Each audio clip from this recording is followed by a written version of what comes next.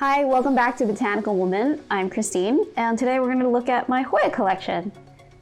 I have about 60, and today we're going to go over 15 of them, and that means that there will be at least 2 more videos in the future about the rest of my Hoya collection. So if you'd like to see those, please subscribe, and you can find me on Instagram if you want to share some of your plant pics with me. So how did I get into Hoyas?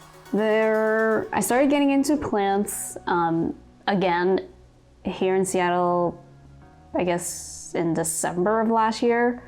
So it's been almost a year. Got into looking at plant porn on Instagram and saw a lot of Hoyas or people with Hoyas. And I just didn't really understand, and on Facebook as well, I didn't really understand what the deal with them was. And I mean, they just look like green leaves, and I don't know. So I was curious, so I decided to find some and see what they were like. And I think I was training plants at the time, so it could possibly be that one of my first Hoyas was from a trade, but I was also lucky enough over the summer to find some at Lowe's. So for example, this Hoya Chelsea here I got from Lowe's, and yes, I only ended up keeping a couple of cuttings for myself, and I sold the rest of them because I really just don't have room for full-size plants, unfortunately. And do I regret doing that? I mean, a little bit, but you know, they'll grow, and it's really nice watching them grow slowly. Although I've had some issues with them. The other day, I realized that I started having Hoyas like really learning how to swim on the deep end because I got right into them via propagation. Yeah, I don't recommend that. This is another Hoya that I got from a trade, actually. So just be careful when you trade with people. They didn't know how to package this plant, and they put it in a box that was like this big and didn't like tape it down. So when it came, it was like all banged up. But it's okay. Most of it survived. I think I've seen the most problem with this plant was from me overwatering it. So actually several leaves turned yellow, I remember. And it's better now because it's in leca. And it's in leca because I had a mealybug infestation in one of my propagation boxes. So I changed out all the soil into leca, and I'm putting them in these little pots and monitoring like how moist the balls are, and if they a bit dry up on top, I water them again. Oh, this is the Hoya compacta variegata, and it has white margins on the outside. And there's another version of this plant that is the inverse, so the white is in the middle. There were a bunch of people that were able to find it in Lowe's over the summer, but I was not one of those people. This is the Hoya mathilde. I also got from a trade. I have 2 of these, meaning I traded twice to get different mathildes from different people. And it was very interesting because this one, the leaves are like super cute. And I mean, they're both super cute. This is a very cute Hoya. I didn't realize how cute it is, but I like looking at photos and stuff. But in real life, it's like super cute. Like the leaves just look very perfectly shaped. And on the other mathilde that I have, the leaves are very succulent, like really thick, and this one's actually really thin. So that's actually really interesting. And I asked both of the people, like, how do they take care of it and stuff. And based on talking to people on Facebook, I think it's the way your climate is and watering. So basically the environment affects how it can affect the growth of your Hoya, basically. So like for this one has super thin leaves, but the other woman's mathilde, her leaves are nice and plump. So I'm not really sure like what is the actual environmental factors that affect that, but it definitely exists because I have this over here, this bilobata. These leaves over here are super plump, and these are new growth. And then, but the ones down at the bottom are really thin. And then this one, weirdly, which is, I guess, one of the newest growth, these two have been thinner. So it's really interesting. It's been a lot of fun watching them grow. This one has like really fuzzy leaves, and I really do like, if you guys can see, like this shape is like so perfect. It's like this perfectly ovata shape with a little point. They don't all grow like that. Some of them are more elongated, which I don't find as attractive, but it's still really nice to touch. And this one's super easy, Hoya as well. Mathilde is super easy, I didn't mention that before. And this one rooted really easily, and it also flowers pretty readily. This one came with a peduncle. So if you, in a trade, if you can get a cutting with a peduncle, or even when you're purchasing it, that's pretty awesome if it doesn't fall off. The compactas are actually these two that I've spoken about so far. They're both actually carnosas, and these are just cultivars, meaning a human rubbed their pollen together and got a new type of plant. So this is the compacta, and yeah, so these two are both canosas. So they're both very easy to care for. That's basically what I was trying to say. Peduncles are, there's one here.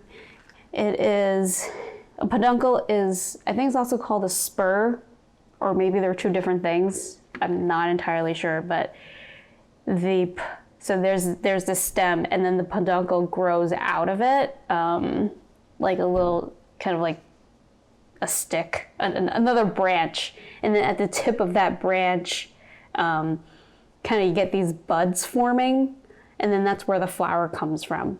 But with Hoyas, and I'm not entirely sure which other types of plants have these peduncles, but basically the flower continuously comes out from it. And when I say continuously, I mean like I'll have one cycle of bloom, and then maybe, a month later I'll have another set of bloom coming out from the same tip. So that's why they tell you not to cut that part off. So that's what a peduncle is. This is the Hoya Crimson Princess. Oh, no, sorry, not Crimson Princess, Crimson Queen. And actually the way I remember is what Betsy Begonia said, is that the queen wears the crown. Isn't that clever? She's one of my favorites. So the queen is really, really pretty, as you can see. And this was also a cutting. I got this from Lowe's. I got rid of the rest. And what else can I tell you about it? The white leaves are really gorgeous. However, it's not really benefiting the plant at all. So sometimes they tell you that if it is, there's too much white, you need to cut it, because otherwise your plant's gonna die. But so far, I'm just gonna wait until the leaves just fall off themselves naturally. So if the plant can't support it, the leaves will drop. So it's gonna let that take its course. It's growing another fully white leaf.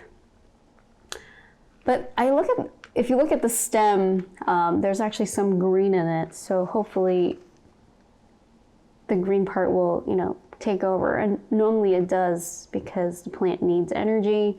And yeah.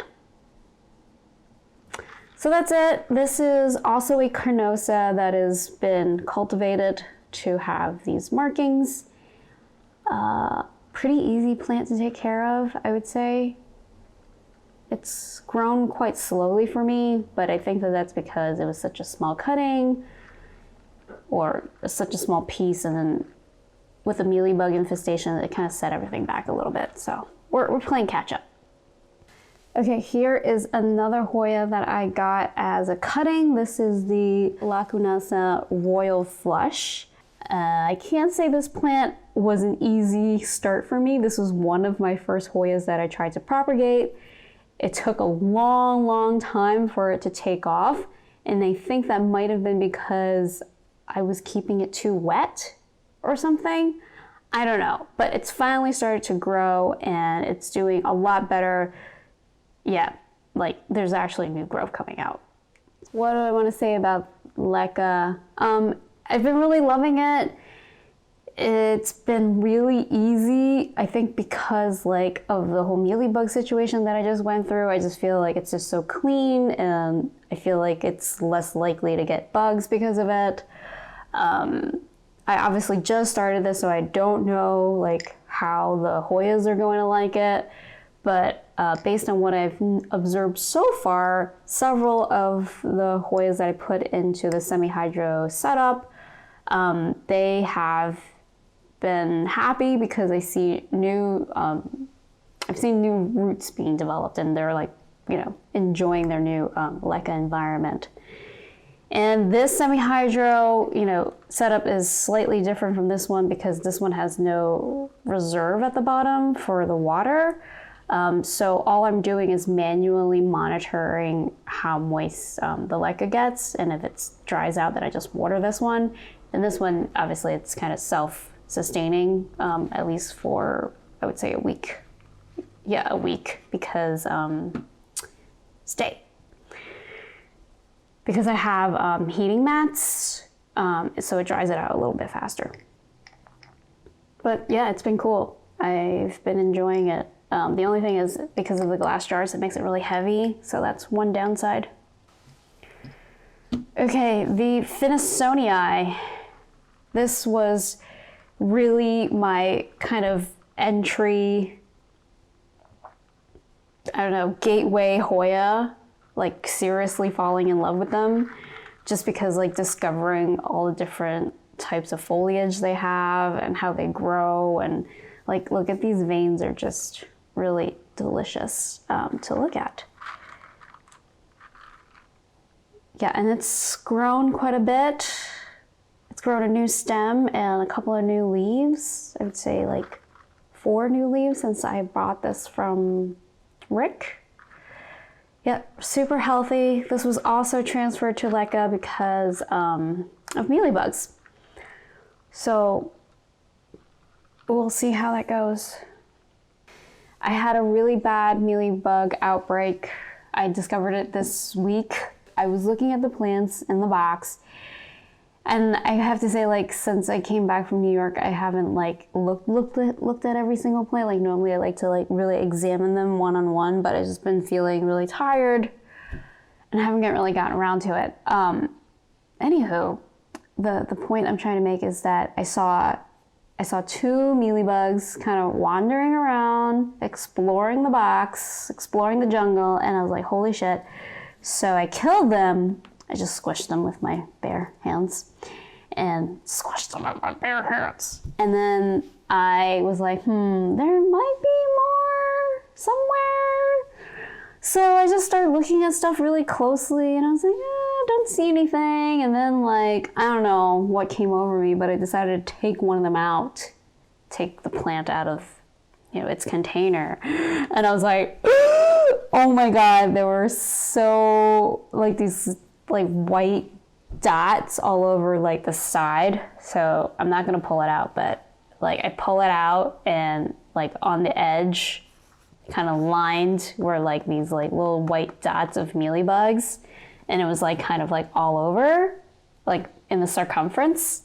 And so I started breaking it apart to see like if it got worse, but luckily like it was just mostly on the outside. But even then I was just like, God. So I took off all this dirt, and then I made my solution. I made a diluted horticultural oil with Castile soap into a little bath. And so yeah, rinsed off all the dirt and then put the cuttings in there to soak for 15 minutes, or not the cuttings, the plant, and then transferred it into leca. That's basically how I dealt with that. But it was everywhere. It was every single plant in that box had mealybugs, but they didn't like quite get to the middle, which was good. So that means like I sort of caught the infestation early, if you can say that. Yeah, so it just tells me that none of those plants was actually the culprit. Yeah, it was a Hoya royal flush, or royal Hawaiian purple that I bought from Etsy. Why do I know that plant is the culprit? I took it off. Just unpotted them, just like all the other plants. And this one had mealybugs all over it, like in the middle. Every single square cubic inch you can imagine was just covered in it. It was quite a party. So that was that. And I'm glad it's over, in the sense like, did I really get rid of all of them? I hope so. But hopefully the leca will give me a lot more transparency, literally transparency, to see what's going on in there. Back to the plants. This is another Rick Hoya that I got. This is the callistophylla. It is a gorgeous plant. It speaks for itself. Another one of my, gateway Hoyas, I would say, that really started my addiction. This is a new leaf. It's been suffering a little bit. It's not, it's supposed to come out like much more flat and without those markings. And I think it's partially due to the fact that I repotted it. So it's showing signs of that. It's okay. It'll be all right. But it's been growing well in the propagation box. It loves the high humidity. Like this leaf, like it's ginormous in comparison to the other ones. It's kind of weird. It has like these black spots in the back. A lot of them. Not really sure what that means. I mean, the other ones have them too. Here's another one hiding in the back. This was one of the first Hoyas that I got, is the Hoya shepherdii. Callistophylla wants to topple over there. Yeah, this Hoya didn't do anything for a long time, and then suddenly it like shot out these tentacles, like Spider-Man. And over the summer, it kept, like every day I was fighting with it, like to untangle it from the shelf. I'm like, you cannot attach yourself to this. I know you want to. So it really wants to climb. I don't want it to climb. So we're kind of like, bickering. Anyway, it's slowed down and growing a bit since the winter has arrived, but it's still, putting out new growth. The leaves have dropped on this one. I'm still learning how to take care of them. I'm really good at propagating them though. But getting them to survive is just another story. But no, I shouldn't scare you. They're pretty easy. And even if it drops a leaf, I've learned it's not the end of the world. I can show you some close-ups of like where the leaves have dropped, but like new growth has come out. So it's fine. It's just, you learn. It's basically it. This is the Hoya marginata. This is the macrophylla albo-marginata. Yeah. I got this. This was actually half of the plant. The other half is with my friend Jess. We've purchased multiple Hoyas together and split them. And that's been a lot of fun. So we're like plant twins. Yeah, you can find Jess on at Let's Be Franz. She has like the best Instagram name. I really want to pull this off, but maybe I should leave it. It's a dead root. I mean, not dead root, dead stem. Clip that off. Anyway, yes, so we bought this plant together and it didn't do anything for a long time, and boom, look at this leaf, brand new leaf. This is very pretty, the variegation. Like I love how it's not uniformed, like it's a bit white here, and love the red margins really highlight it. And it obviously changes color as it gets older. You can see these are the bottom leaves. These two little new leaves up here looking very gorgeous. Yeah, so looking forward to this plant growing. Yeah, it came in the 6-inch pot. I just repotted it in leca and boom, back down to a 2-inch. Hoyas don't need a massive pot. Their root system isn't really that intense. How many Hoyas is too many Hoyas? At the moment, I don't feel like having 60 Hoyas is like a massive burden. I mean, unless you have an outbreak of some sort. They are pretty low. I mean, in comparison to like cacti and succulents, those are like super low key. Like, I really can neglect them and nothing will really happen to them. Like, they'll drop a few leaves, but you know, they'll survive. I feel kind of the same with Hoyas, but they need a little bit more maintenance, mainly because, you know, they're tropical plants and they need their humidity. And, you know, because I don't live in a tropical area, you know, providing that consistent humidity for them is an issue. And like even taking them out and having them exposed like this for this amount of time, you know, is causing them stress for sure. So just kind of maintaining an environment that they're happy with is not the easiest. But I have heard and have witnessed other people who do not pamper their Hoyas as much as I do. They seem to, you know, learn to adapt and adjust to their environment. So that's good news, because eventually it will end up taking them out of the boxes as they outgrow them. But mainly I'm keeping them in there because they're so small right now, and I want them to, you know, develop a healthy root system and just, you know, be stronger before I expose them to the elements of, you know, the Pacific Northwest. Yeah. How do I feel about 60 or more? I would like to have more Hoyas, I think. They're just, it's really cool. Every time like they grow a new leaf, you're just like, oh, I get really excited over that. Like, even though right now it's the winter, officially it's November, and you know, these Hoyas are still putting out new growth, which is really great. I have a Hoya Rebecca in the back, came with a peduncle. She's in bloom, she's going to bloom. Some Hoyas bloom really easily versus others. So, I don't know, I think, which one? Bella apparently blooms like crazy, and apparently Rebecca is really easy to bloom as well. I've had 0 peduncles on the ones that I've just grown. Well, that's not true. I've had peduncles, like, I think there's, no, not a peduncle on this one. There is a peduncle back there that grew from the box, but it's not doing anything. It's not happy with me right now. I think I took it out of the box, and now it's adjusting to Pacific Northwest life and it doesn't like it.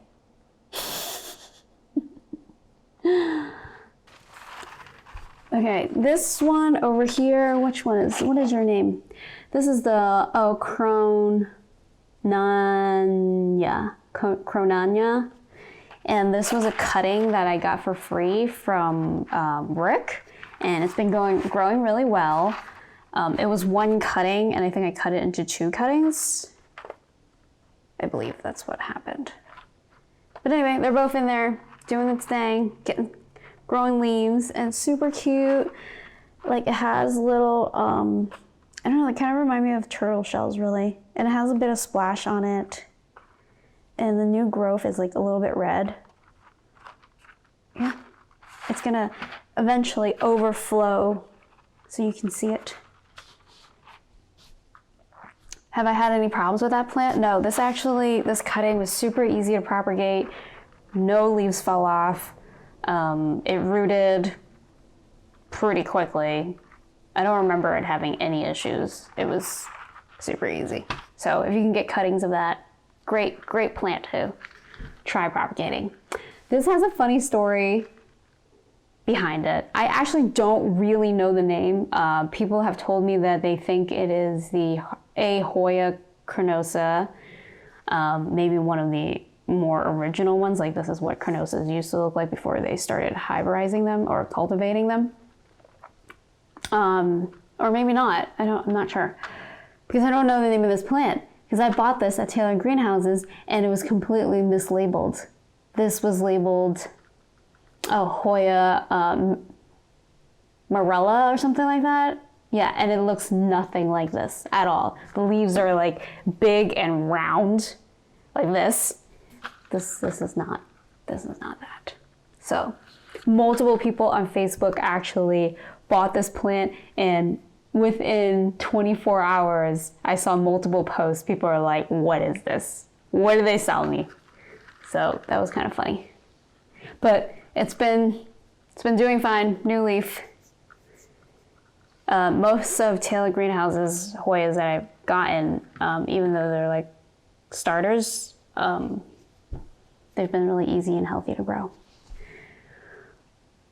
Okay, so these two are also from Taylor Greenhouses. We'll start with one. This is a pubicalyx. It's gone mad in the box. Look at these. Look at these. I'm gonna keep calling them tentacles. I don't care if that's not the right word for it. So there's finally some new leaves growing out of them, and they've grown a lot of roots because it's really humid in there. And this plant, I don't know, it's just really cool. You have to kind of like be here to really, I don't know, be able to touch the leaves and feel how cool it is. The new leaves are really nice because they bend a lot more and they're softer. But I mean, even this one, they are just very waxy and just, I don't know, really satisfying to touch. Let's just put it like that. This is the Hoya pubicalyx red button. Yes. And there's a lot of controversy. Well, I wouldn't say controversy, but there's a lot of confusion of which pubicalyx is which cultivar, I guess I would call it. And the main difference is the new growth can be a different color. So for the red button, it's like this reddish color. And for here, this is the royal Hawaiian purple. This one, the new growth, is more of a deep, purplish color. Deep red versus this lighter red. So this is the red button. This is the royal Hawaiian. And I believe their flowers might be the same color. There are different pubicalyx that have different color flowers. So like their cornea could be like either yellow or pink, and then the petals are white normally.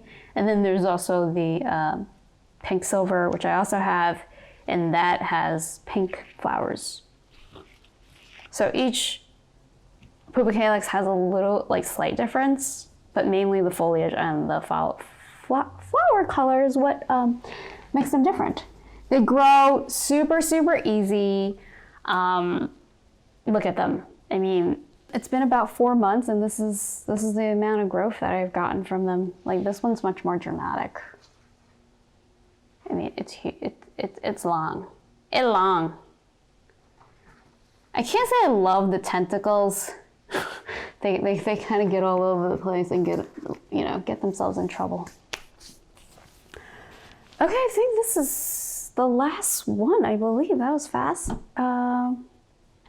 So this is the estrellaensis.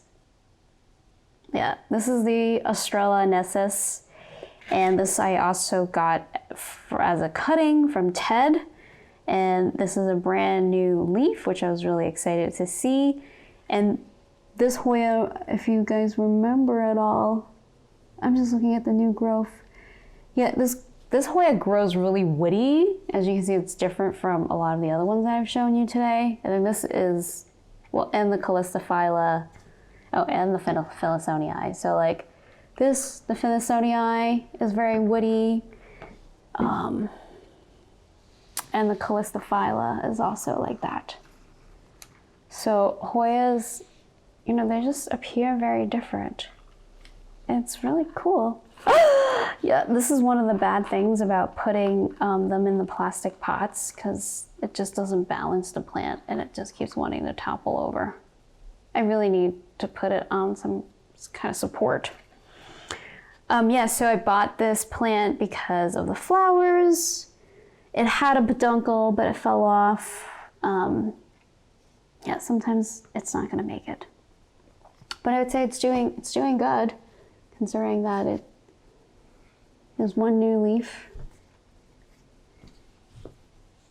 Yeah, I was wondering if it's gonna get bigger and bigger, because I mean, these leaves are pretty ginormous. Yeah, it's really waxy. Have I lost any Hoyas so far? Yes, actually. I was propagating the lineares. I got the lineares rooted from a trade. It didn't look healthy. So I had it in a bag. I potted it up, I had it in a bag, and it started to die, so I cut it. So if your Hoya starts to look like it's getting root rot, or it's just kind of yellowing or browning from the bottom, cut it, okay? So I cut it, and then I tried to save that, you know, that cutting, and I had it on a moist kind of bed, and had it closed in a bag, and I think it was just too much moisture. It did root, like it grew roots, but then I think not enough airflow and not enough pampering, basically, and it went kaput. So the lineares is no longer with us.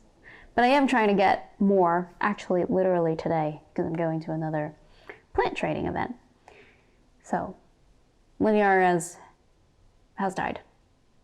There are Hoyas that I would like to have. Like, for example, what am I thinking of? The estrellaensis is one of the Hoyas that I would like to have, but I'm not dying for it. You know, it'd be nice if I get it, and if I don't, I don't. Also, the dakii, I think it's called, a plant that Jess has talked to me about several times, and it's piquing my interest a little bit more, even though multiple people on Facebook have said that the plant is notoriously difficult to grow. So if you're gonna get it, I would be ready to pamper it, I think, is my advice.